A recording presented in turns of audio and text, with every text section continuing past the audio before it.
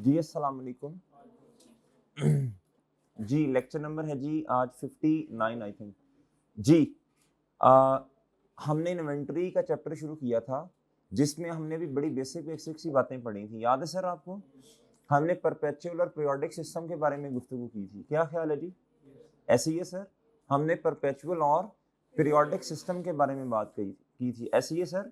जी उसमें मोटे मोटे दो चार डिफरेंसेस हमने पढ़े थे। हमने कहा था परपेचुअल हर ट्रांजेक्शन के बाद अपडेट होता है और पीरियोडिक जो है वो सिस्टम हर ट्रांजेक्शन के बाद अपडेट नहीं होता, पीरियड एंड पे अपडेट होगा। यानी अगर मैं आपसे ये बात करूं कि परपेचुअल सिस्टम एक ऐसा सिस्टम है जिसमें हमें कॉस्ट ऑफ सेल का पता है ना, चीज को बेचने का खर्चा, वो हमने ये टेबल सा बनाया था। इससे हमें इश्वेंस वाला जो कॉलम है, इश्वेंस वाला, ये आपने बनाना नहीं है, परेशान नहीं होना, ये आप कॉस्ट में जाके बनाएंगे। इधर बस मैंने आपको स्ट्रक्चर इसका बता दिया जी, ऐसे बनता है ताकि ना क्लैरिटी आ जाए थोड़ी सी। जी इससे हमें कॉस्ट ऑफ सेल का पता चलता रहता है बच्चों। इससे हमें हर लम्हे हर ट्रांजेक्शन के बाद क्लोजिंग स्टॉक का भी पता चलता है, ऐसे ही है सर? पीरियोडिक सिस्टम में ऐसा नहीं होता। पीरियोडिक सिस्टम में हमें काउंटिंग पीरियड के एंड पर क्लोजिंग स्टॉक का पता चलेगा। जब क्लोजिंग स्टॉक आएगा तो फिर ही कॉस्ट ऑफ सेल आएगी ना। तो याद है बच्चों, आपको ट्रेडिंग अकाउंट याद है, चैप्टर नंबर 3 में पढ़ाया था, opening stock plus opening stock, भाई ने कहा प्लस क्लोजिंग, वो जिधर मर्जी जो वाई लगाते जाओ। Closing stock, opening stock plus purchases carriage in, well done, शाबाश, minus closing stock is equal to cost of sale. ये आता है पीरियड एंड पर पीरियोडिक सिस्टम में। अच्छा जी, पीरियोडिक सिस्टम में क्लोजिंग स्टॉक का पता चलता है काउंट करने से, परपेचुअल सिस्टम में पहले ही पता होता है। हाँ, अपने दिल की तसल्ली देने के लिए, अपने दिल को तसल्ली देने के लिए बच्चों आप क्या करते हैं उसको काउंट करते हैं। क्या करते हैं बच्चों? ताकि वेरिफिकेशन हो सके। क्या हो सके? वेरिफिकेशन हो सके। फिर हमने बच्चों एक और डिफरेंस पढ़ा था, ये मैं सारी बातें रिपीट कर रहा हूँ जो हमने पढ़ी थी पहले। जी फिर मेरे चांद हमने क्या किया था, फिर हमने एक और डिफरेंस पढ़ा था कि अगर हाई वैल्यू ऑफ आइटम है और नंबर ऑफ ट्रांजेक्शंस कम है, क्या है बच्चों? लेस है, लेस फ्रीक्वेंट मूवमेंट, इस तरह कर लें आप। तो बच्चों फिर सूटेबल क्या ज्यादा कौन है? परपेचुअल। और अगर लो वैल्यू आइटम्स हैं और बच्चों नंबर ऑफ ट्रांजेक्शंस बहुत ज्यादा है तो फिर पीरियोडिक ज्यादा सूटेबल है। सर बात समझ आई? सर ओके है? इधर तक कोई मसला सर? अच्छा जी, अब बच्चों थोड़ा आगे चलते हैं जी। अब आपको ना ये लेजर कार्ड बनाना अच्छा आपने बनाना नहीं है, आपने सिर्फ देखना है, सही है सर? अच्छा जी, अब ये था दो मेथड्स हैं। कितने मेथड्स हैं चांद? एक है फाइफो, एक है बच्चों एवको, वेटेड एवरेज। एक है फाइफो और दूसरा क्या है बच्चों? एवको। एक है फाइफो और एक है वेटेड एवरेज या एवको, AVCO। अच्छा, आप दोनों मेथड्स के बारे में बात कर लेते हैं। ये सिस्टम है परपेचुअल। मजे की बात ये है, दो सिस्टम है, एक है परपेचुअल और एक क्या है बच्चों? पीरियोडिक। दोनों में दो मेथड्स हैं, दोनों में क्या है? एक का नाम फाइफो, दूसरे का, मेथड दोनों सेम है। मेथड्स दोनों क्या हैं? सेम है। अभी पीरियोडिक के अंदर तो लेजर कार्ड बनता ही नहीं है ना। लेजर कार्ड किस में बनेगा? परपेचुअल में। अब हम परपेचुअल में लेजर कार्ड बनाएंगे, एक दफा बनाएंगे फाइफो के मुताबिक, एक दफा बनाएंगे। तो सर पीरियोडिक में ऐसा नहीं होता। पीरियोडिक तो बहुत बहुत ही सिंपल है ना, बहुत क्या है बच्चों, कोई मसले वाली बात नहीं है। फिजान आ जाओ की बात करनी है। फिजान इधर से, तो मैं क्या लगाऊंगा फिर? अच्छा लगा दें, कनेक्टर इधर लगा भी नहीं हुआ मेरा ख्याल है, देख जी। अच्छा जी भाई, एक है जी परपेचुअल में फाइफो और दूसरा क्या है? एवको। परपेचुअल में एवको। अच्छा, फाइफो के अंदर क्या होता है जी? First in first out. क्या होता है जान? First in first out. First in का मतलब है जी, वो कर लेंगे, वो कर लेंगे, वो माशाल्लाह कर लेंगे। इधर देखो मेरी तरफ, फर्स्ट इन फर्स्ट आउट का मतलब है जी जो पहले आएगा वो पहले जाएगा, जो पहले आएगा वो पहले जाएगा। यानी हमारे पास, ये जरा बुक दीजिएगा मुझे, ये बुक दीजिएगा बच्चों इधर जी। मैं कहता हूँ जी स्टॉक में ना 10 किताबें पढ़ी हैं। कितनी बुक्स पढ़ी हैं बच्चों? 10 किताबें। मिसाल दे रहा हूँ, आज है 1 दिसंबर 2025, आज का डेट है बच्चों। ये 10 बुक्स हमारे पास स्टॉक में पड़ी हैं, 10। 5 गुड्स आ गई हैं बच्चों, 5 5th ऑफ दिसंबर को। कब आई बच्चों? अब हमारे पास टोटल स्टॉक कितना हो गया? 15।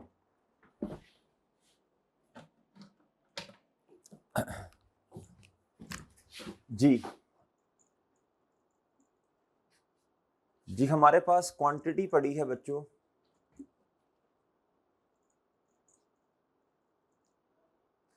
ये इसका इसका मतलब है जी क्वांटिटी, ये है जी पर यूनिट कॉस्ट, और ये क्या है जी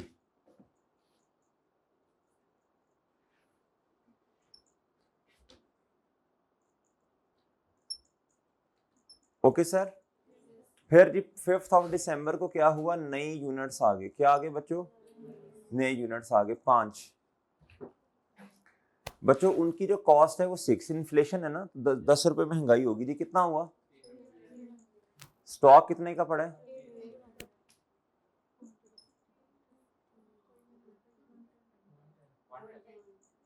ओके सर, क्या मेरी बात समझ रही हैं आप?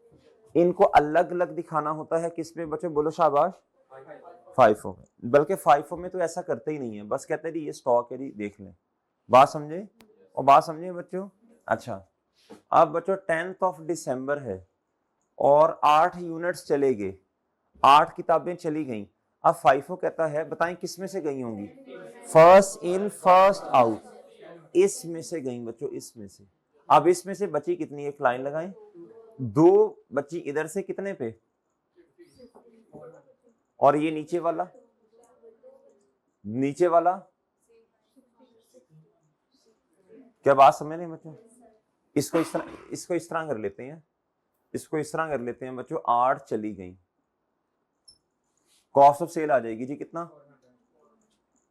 ठीक है, पीछे बच कितनी गई बच्चों फिर,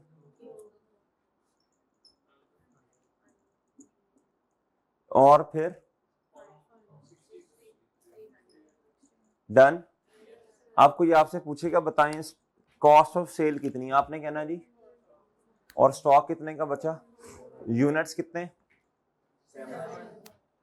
ये क्या है बच्चों 5, ये क्या है, मैंने इस लेजर कार्ड को बड़ा मुख्तसर कर दिया, क्या कर दिया बच्चों, मुख्तसर कर दिया, क्या कर दिया बच्चों, किस्सा मुख्तसर जी। अच्छा बच्चों जी एक ही हिचकी में कह डाल दी सा, अच्छा इधर देखें किस्सा मुख्तसर हो गया बच्चों, क्या हो गया, अब ये है 5 क्या है बच्चों, परपेचुअल में 5।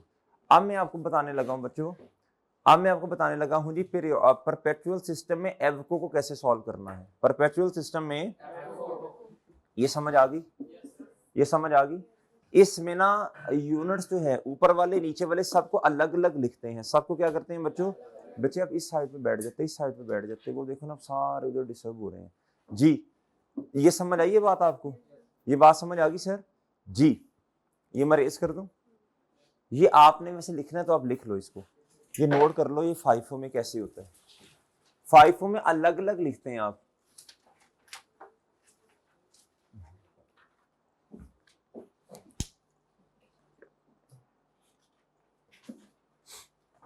भाई उधर ही रखिएगा,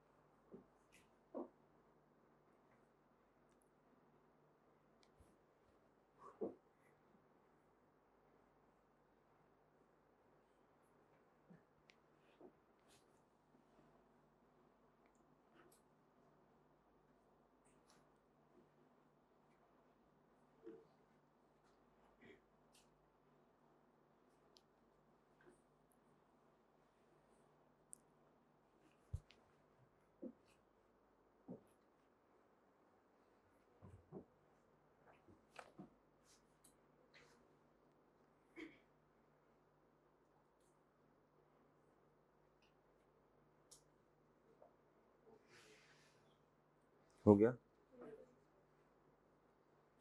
डन बच्चों, ठीक है, रेस कर दूं, रेस कर दूं, अब आपको एफ को समझा देता हूं, रेज कर रहा हूं।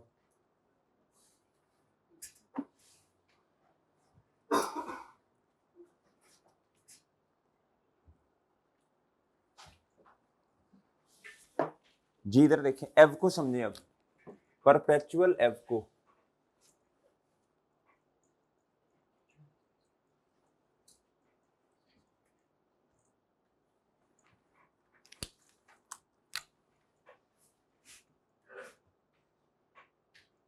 परपेचुअल एव को 1 दिसंबर जी, जी प्लीज बताएं जी इधर कितने जी, कितने थे, और इधर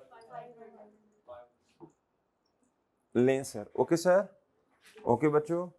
नेक्स्ट जी, नेक्स्ट जी, जी बच्चों ये है जी बच्चों 5 आगे, इधर कितने, और इधर बच्चों आप इधर देखें, अब जरा सुनिए गौर से बात। अब ये है एव को, पहले समझ लें अच्छी तरह, ये क्या है बच्चों, एव को। क्या है बच्चों, एव को का मतलब वेटेड एवरेज। इधर आपको एक रेट निकालना पड़ेगा, सिंगल रेट। क्या, ये नहीं होगा कि 10-50 पे पड़े हैं, 5-60 पे पड़े हैं। वो कहते नहीं, ऑल खोता घोड़ा को क्या कर दो, बराबर कर दो। क्या कर दो बच्चों, सारे खोते घोड़े बराबर बच्चों, एक ही साथ में खड़े कर दो सबको। हमने कहा यार जो यूनिट्स महंगे है, जो सस्ते, उनका यार कोई मसला नहीं है, इन दोनों का मिड में कोई रेट निकाल लो। ये क्या निकाल लो, और कहो जी सारे यूनिट्स कहो उस पे पड़े हुए हैं। क्या मेरी बात समझे बच्चों, क्या मेरी बात समझ पा रहे हैं। फाइफो में अलग अलग रखो, ये क्लोथिंग स्टॉक, ये 50 पे पड़ा, ये 60 पे, पहले ये बिकेगा बाकी बाद में ये। और बात समझे हैं।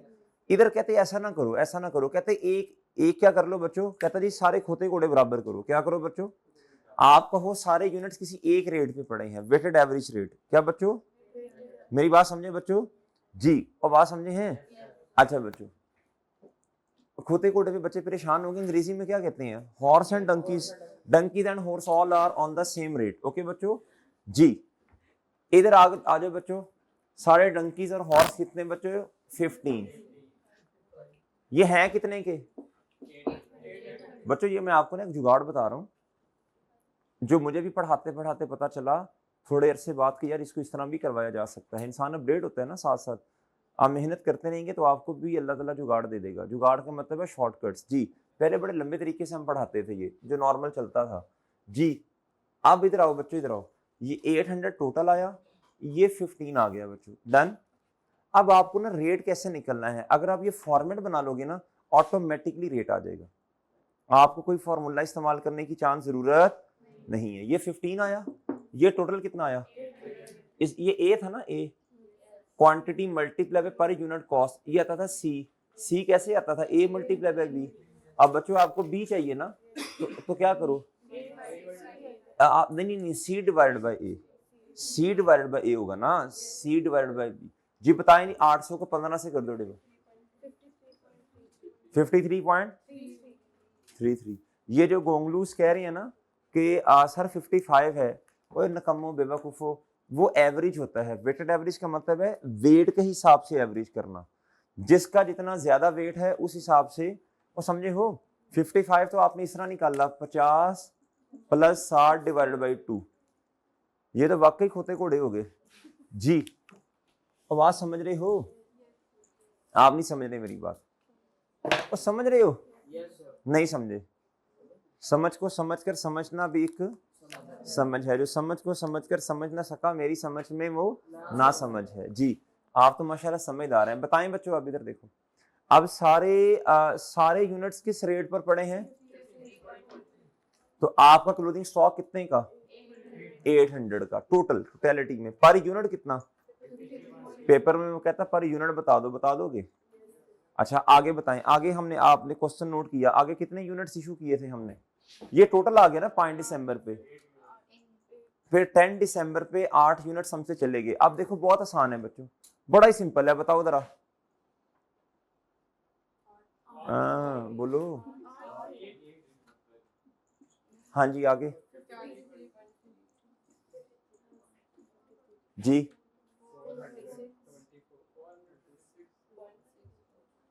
0.7 मतलब 7 कर दूं इधर में, कोई मसला तो नहीं, देख लो जी। ये बताएं अब आपका ये आपकी क्या आई बच्चों, ये बिक गए ना जी। अब बताओ स्टॉक क्लोजिंग कितने का,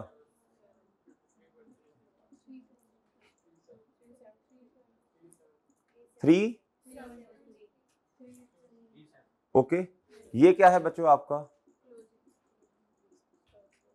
पता नहीं समझ पाए हैं कि नहीं, ये चेंज क्यों हो रहा है बच्चों, ये मुझे चेंज लग रहा है फाइफो से हैं। इसमें वेल डन, उसमें भाई, उसमें इधर देखें, उसमें 5 यूनिट 60 पे पड़े थे, तो भाई वो क्लोजिंग स्टॉक ज्यादा ही आना था ना, उसमें क्लोजिंग स्टॉक की फिगर ज्यादा आ रही है, देखो जरा 373 से ज्यादा आ रही है, देखें जरा ज्यादा क्यों आ रही है। उसमें फाइफो के अंदर देखो, फाइफो में पता होता क्या है, अगर इन्फ्लेशनरी इकोनॉमी है, क्या महंगाई हो रही है, अगर महंगाई हो रही है तो, और सिस्टम है फाइफो, तो एंड पे महंगे यूनिट्स पड़े होंगे ना हमारे पास। इन्फ्लेशनरी इकोनॉमी के अंदर, इन्फ्लेशनरी इकोनॉमी के अंदर जब महंगाई होती है, जो यूनिट्स गए होते हैं वो कम रेट पे चले गए, और एंड पे पड़े हुए यूनिट्स ज्यादा रेट पे पड़े हैं। तो समझे बच्चों, फाइफो के अंदर क्लोजिंग स्टॉक ज्यादा होता है इन्फ्लेशनरी इकोनॉमी अगर हो। ये लिखने की जरूरत नहीं है, लिखा हुआ है सब, आपको इतना कॉन्फिडेंस रखना चाहिए सर क्लास में जो भी बात बोल रहे हैं अपनी तरफ से कुछ भी नहीं बोल रहे, उसको कहीं ना कहीं इन्होंने लिखा होगा। क्या मेरी बात समझे बच्चों, इसलिए तसल्ली से बैठा करें क्लास में, इतना कॉन्फिडेंस रखा करें कि जो भी बात बोली वो कहीं ना कहीं इन्होंने लिखी होगी, और बात समझे, ना लिखी हुई तो मैं आपको नोट करवा दूंगा जी। अच्छा बच्चों, और क्या मेरी बात समझ रहे हैं जी, ये मैं बता देता हूँ कहाँ लिखा हुआ है। अभी अभी मैंने एक दफा आपको बताया है, अभी मैं एक दो क्वेश्चंस करवाऊंगा ना, फिर आपका कॉन्सेप्ट बनेगा, फिर जब मैं कहूंगा इधर जाके पढ़ो कहाँ लिखा है, आप खुद कहेंगे हाँ हाँ हाँ हाँ हाँ जी। अभी सोचना पड़ेगा, अभी हाँ हाँ हाँ नहीं कर सकते हम। अब आप क्वेश्चन नोट करें जी, क्वेश्चन लिखें।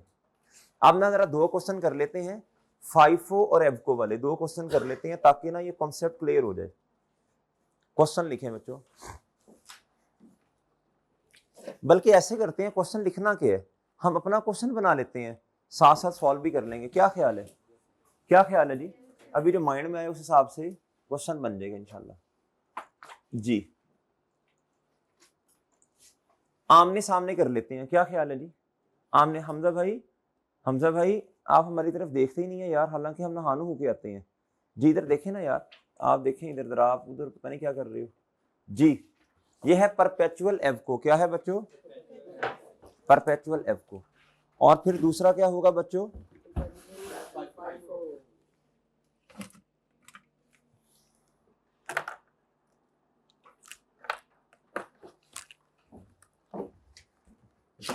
जी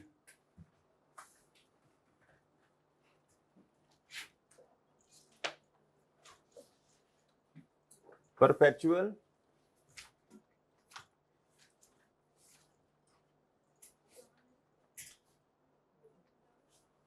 जी। और ठीक है बच्चों, ठीक है भाई जी, इधर देखें,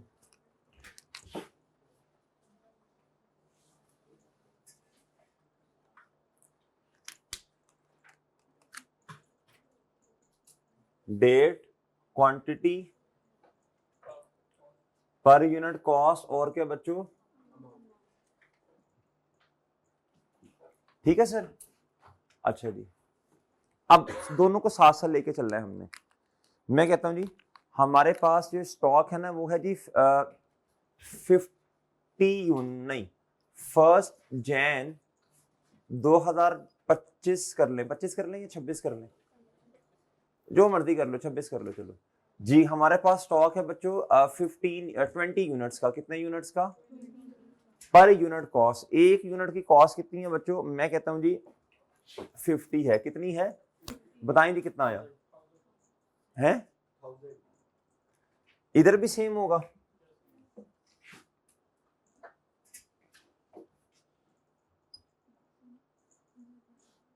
जी, 20, 50 और क्या बच्चों, अच्छा फिर आगे हैं बच्चों नए यूनिट्स 10, और जी ये आए हैं बच्चों 60 रुपए पे, ओके ओके। अच्छा बस इधर कुछ नहीं करना, इधर कुछ नहीं करना, इधर लाइन लगा दें बस। FIFO के अंदर आपका क्लोजिंग स्टॉक कितने का पड़ा है, और रेट क्या है, आपने कहना जी कोई एक रेट नहीं है, ये FIFO है, ये कौन सा वेटेड एवरेज है, 50 पे कुछ यूनिट्स पड़े, कुछ 60 पे पड़े, टोटल यूनिट्स इतने हैं और 1600।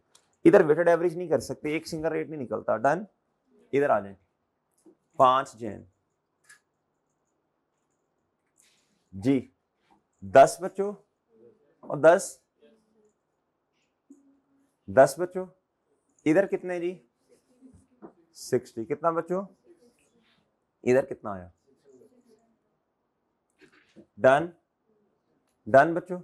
इधर अब आपको वेटेड एवरेज करना पड़ेगा, इधर आप लिखेंगे, इधर एक नई लाइन आइटम ऐड होगी, और इधर लिखेंगे 30, क्या लिखेंगे आप खुद बता दो बच्चों, ये सेम ही आ गया पिछली दफा वाला 53 पॉइंट। ओके सर, ओके, आपको दोनों की बातें समझ आ रही हैं। इधर आप भूल जाएंगे इसको कि ये भी कोई चीज है, आप कहेंगे all horse and donkeys are recognised on the same rate. Okay बच्चों, ठीक है सर। इधर ऑल डंकीज वाला हिसाब नहीं है, इधर खोते कोड़े नहीं है बच्चों जी, बात समझ रहे हो। अच्छा, अब बच्चों चेंज करते हैं। 15 जैन पे क्या हुआ, इन्होंने बड़ी दुआएं की कि यार कोई सेल भी हो जाए, कोई चीजें ही हमसे खरीद के ले जाए। अच्छा, ये चैप्टर जो है ना, इसमें हम कॉस्ट पढ़ेंगे, क्या पढ़ेंगे, सेल नहीं पढ़ेंगे। सेल सिर्फ एक ही जगह पे आएगी जिधर ग्रॉस प्रॉफिट निकालना होगा, वरना इस चैप्टर, पूरे चैप्टर में सेल का कोई कॉन्सेप्ट, सेल प्राइस इररेलेवेंट है। क्या है, इसमें हमने खर्चों की बातें करनी है, कॉस्ट की बातें करनी है, और बात समझ रहे हैं, चीजों को किस अमाउंट पर रिकॉर्ड करना, वो बातें करनी है। Sale price is irrelevant. Sale price का ताल्लुक सिर्फ तब होगा जब आप कॉस्ट निकाल लेंगे, सेल दी होगी, सेल में से माइनस करेंगे कॉस्ट, तो ग्रॉस प्रॉफिट आ जाएगा, सही है, वरना सेल को इररेलेवेंट है सेल, सही है। सेल प्राइस क्या है बच्चों, इररेलेवेंट। इधर देखिए, अब मैं कहता हूं जी हमारे यहां से चले गए बच्चों 15 यूनिट्स, कितने यूनिट्स, आप मुझे बताएं 15 नहीं, ना, इसको इस तरह करते हैं, हमारे यहां से चले गए 25 यूनिट्स, कितने यूनिट्स बताएं, अब क्या करें।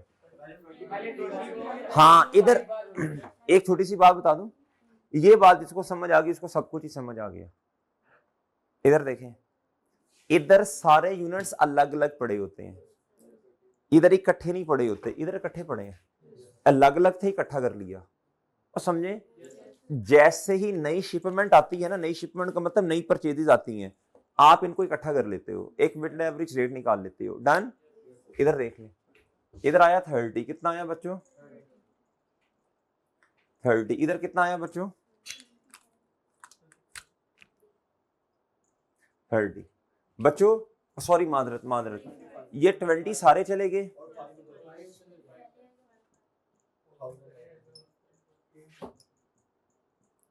फिर 25 के थे ना। अच्छा जी, अब मुझे बताओ बच्चे कितने, इसमें से 5 बच के ना जी, बताएं क्लोजिंग स्टॉक। मैंने वो जो लेजर कार्ड था ना, उसको मैंने समराइज फॉर्म में, असल में लेजर कार्ड वो है, आप जब पढ़ेंगे ना कॉस्ट वगैरह में, तो हमें क्या भाई, हम तो अपने मुताबिक चीजों को एडजस्ट करते हैं, हम कौन सा भी रवायती तरीकों में चलते हैं, जो हम अपने शॉर्टकट्स बनाते हैं, ठीक है भाई, हमने उसको किस मुख्तसर कर लिया, क्या कर लिया जी। अच्छा जी, बताओ कॉस्ट ऑफ सेल कितनी है, ये क्या है, ये पहले क्लोजिंग स्टॉक था। डन, आई समझ, आई बात समझ। इधर मेरे चांद अलग अलग आपको इस तरह करना पड़ेगा। डन, अब आपके सारे यूनिट्स बच्चों देखो, अब तो खैर है ही, एक शिपमेंट इसमें से बचे हुए हैं, बात समझे। FIFO के अंदर बच्चों रेट अपडेट नहीं होता, FIFO के अंदर सारे अलग अलग रेट पे पड़े होते हैं, इधर रेट अपडेट होता है, और कब होता है, जब नई, अब देखो दो बातें करने लगा हूं, जब नई शिपमेंट आए, आई नई शिपमेंट, नई शिपमेंट आई, नई शिपमेंट आई, न्यू शिपमेंट, पेपर में क्वेश्चन आता है बताएं रेट कब अपडेट करेंगे आप वेटेड एवरेज में, आपने कहना जी नई शिपमेंट आए, पहली बात, और दूसरा उसका रेट दूसरे वाले से क्या हो, ज्यादा या कम हो, चेंज हो, इस तरह कह लो। अगर तो 50 हो फिर तो बच्चे जरूरत ही नहीं है ना रेट अपडेट करने की, फिर तो सारे सेम रेट पे पड़े होंगे। अगर इधर 50 होता तो फिर फिर तो 50 भी बचे होने थे ना जी। अब मुझे बताओ 25 यूनिट चले गए, इस तरह नहीं करना, इधर इधर क्या करोगे, और इधर सारे ही एक रेट पे हैं जी। 1300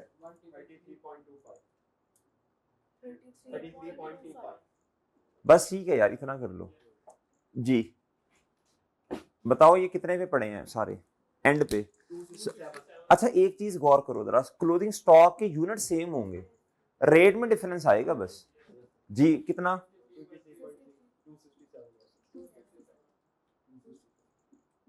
डन और डन है। इधर कॉस्ट ऑफ सेल कितनी है जी, इधर सिंगल लाइन आइटम में आएगी, और स्टॉक बच्चों पता नहीं है मेरी बात समझ रहे हैं कि नहीं, ओके ठीक है सर, ओके है बच्चों, और डन है, नहीं समझे,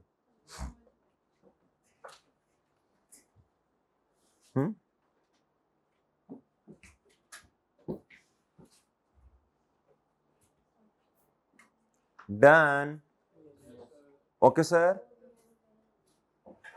चलिए अब आपसे मैं कोई क्वेश्चन पूछने लगा हूं, पूछ लूं क्वेश्चन, सब बच्चे इधर तक आ गए हैं, क्वेश्चन पूछूं, इधर देखें, कौन सा सिस्टम ऐसा है जिसमें एक सिंगल रेट निकलेगा,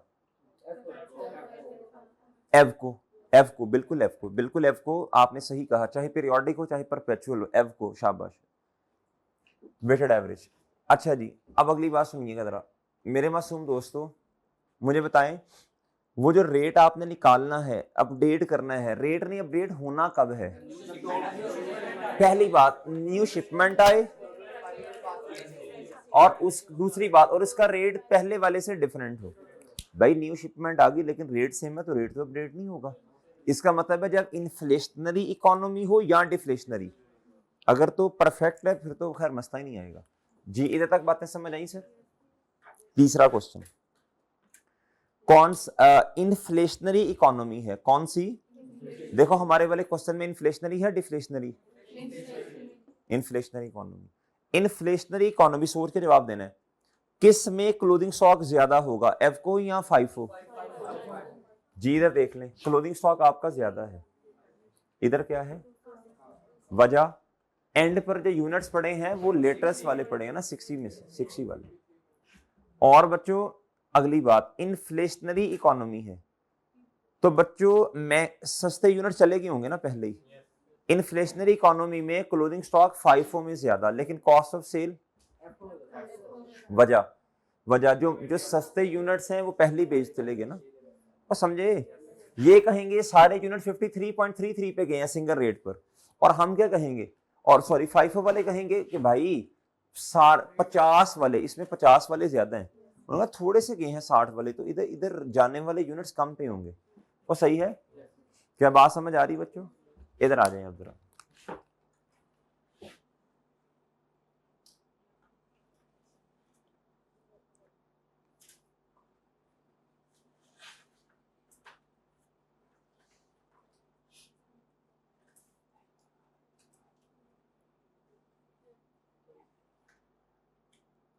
ये कहीं ना कहीं लिखा होगा, ये ढूंढे कहाँ है, ये मैं पुराने नोट्स खोले हैं मैंने, आप नए नोट्स में जरा ढूंढ लें, कहीं ना कहीं लिखा होगा ये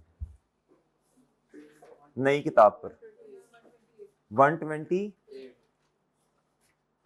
और इधर हाँ इधर 135 पेज 136 आ रहा है, 128 खोल लें नई किताब पर, ये लिखा हुआ in inflationary economy closing stock in FIFO is higher while cost of sale is lower as compare to, done done, आगे in deflationary economy closing stock in FIFO is while cost of sale is higher as compared to एफको, done done बच्चों, क्या आप agree करते हैं मेरे से, deflationary economy चीजें सस्ती हो रही हैं तो फाइफो के अंदर फिर लेटेस्ट यूनिट्स कम वाले अमाउंट पे पड़े होंगे ना, और ज्यादा वाली अमाउंट वाले बिक गए होंगे, क्या ख्याल है आपका, डन है बच्चों, और डन है सर, एग्री करते हैं आप, ठीक है बच्चों, और ठीक है जी।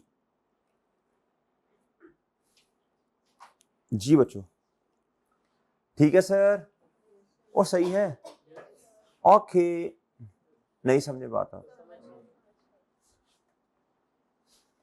अच्छा जी, आगे आ जाए थोड़ा सा, बल्कि पीछे, पीछे तो देखो,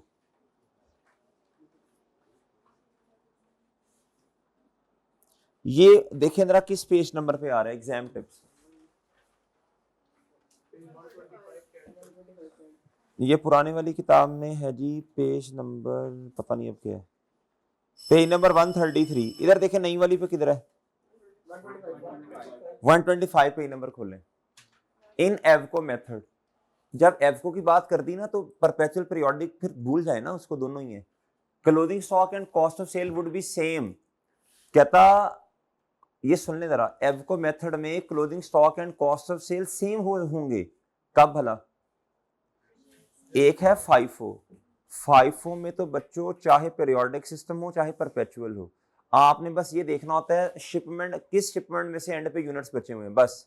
फाइफो में हमेशा आपका बच्चों जो कॉस्ट ऑफ सेल है एंड क्लोजिंग स्टॉक है वो सेम होगा, चाहे पीरियोडिक हो चाहे परपेचुअल। नोट लिख लें ये वाला, ये लिखा भी हुआ है बुक में कहीं, लेकिन फिलहाल आप भी लिख लें, लिखें closing stock and cost of sale is same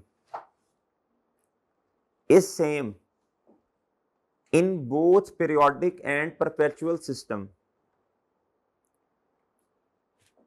is same in case of both periodic and perpetual system, in case of बोले शाबाश, in case of फाइफो में सेम होता है, फाइफो में हमेशा सेम होता है।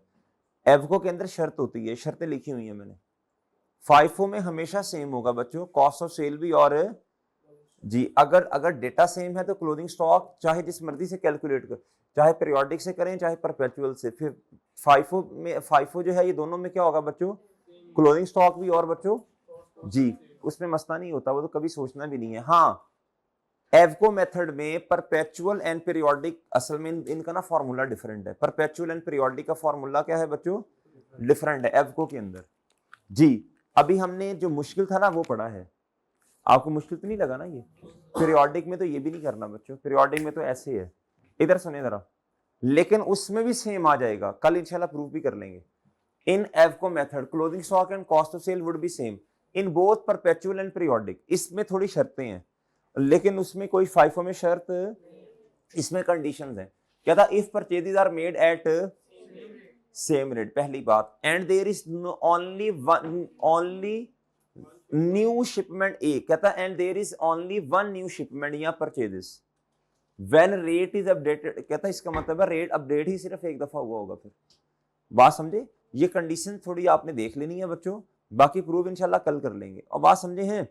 अच्छा जी, इस एग्जांपल को माइंड में रखना है आपने, इसी से प्रूव कर लेंगे। अच्छा, कहता देयर इज नो इशुएंस, कहता जी परचेजेस सेम रेट पे हो, शिपमेंट सिर्फ एक दफा, यानी एक दफा रेट अपडेट हुआ हो। शिपमेंट का मतलब ये एक नई शिपमेंट आई ना, एक ही दफा रेट अपडेट हुआ ना इस क्वेश्चन में, दो दफा तो नहीं हुआ, एक दफा रेट अपडेट हो, और कहता क्वेश्चन में कोई इशुएंस ना हो, क्वेश्चन में कोई इशुएंस ना हो, तो कहता जवाब दोनों का क्या आया करेगा, सेम। इशुएंस ना हो क्वेश्चन में, प्रूव कर लेंगे, परचेज बच्चों क्या उसका नाम है, सेम रेट पे हो और एक ही दफा रेट अपडेट हुआ, सही है बच्चों। फिर दोनों परपेचुअल और पीरियोडिक में क्या होगा बच्चों, एफओ का जवाब सेम आएगा। अभी हमने पीरियोडिक एफ को पढ़ा नहीं है, कल इंशाल्लाह देखेंगे इसे, भाई सही है, ठीक है। हाँ हाँ बोलो बोलो, कोई क्वेश्चन है तो? नहीं, वो इशुएंस की वजह से मसला बनता है ना, ये तीनों शर्तों का पूरा होना जरूरी है ना। भाई कह रहे हैं कि सर अगर रेट सेम होगा फिर तो मसला ही नहीं होगा। भाई रेट, देखो मेरी बात सुनो, इधर देखें, जब इशुएंस आती है ना, इशुएंस क्या बच्चों, इशुएंस, और बच्चों एक से ज्यादा दफा आप चीजें परचेज कर रहे होते हैं, तो बच्चों ऑटोमेटिकली मसला आएगा क्वेश्चन में। मेरी बात समझे हो कि नहीं समझे?